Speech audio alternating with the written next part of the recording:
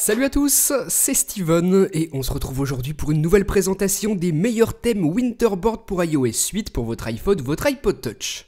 Encore une fois, ce sont vos thèmes, ceux que vous utilisez, et je vous laisserai cliquer sur la petite vignette si vous voulez voir la précédente vidéo des thèmes que vous m'avez proposés sur Twitter. Cette fois-ci encore, j'en ai sélectionné 3, c'est parti, on va voir ça.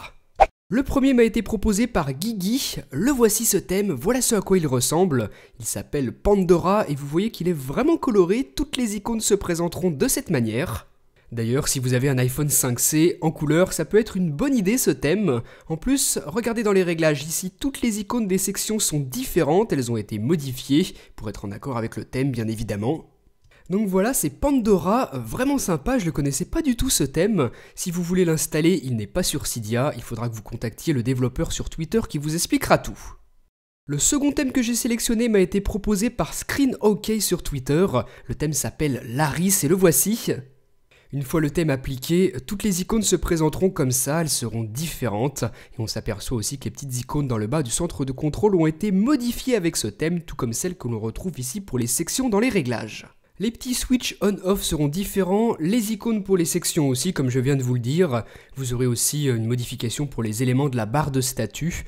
Donc un thème quand même plutôt complet, je vous rappelle qu'il s'appelle Laris. Une belle découverte là aussi. Le troisième thème a un beau logo au démarrage que j'aime beaucoup. Le thème s'appelle Laguna, il m'a été proposé par Romain et le voici ce thème.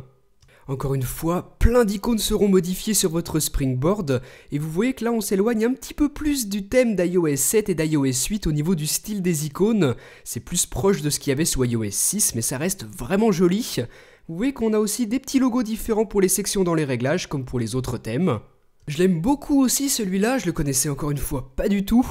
Donc encore un gros merci pour tous les thèmes que vous me faites découvrir grâce à ce type de vidéo, puisque je vous rappelle le principe, c'est vous qui me proposez sur Twitter les thèmes que vous voulez que je présente. Donc surtout, n'hésitez pas à m'en proposer d'autres pour la prochaine vidéo sur mon compte Twitter qui s'affiche ici. À la prochaine, salut!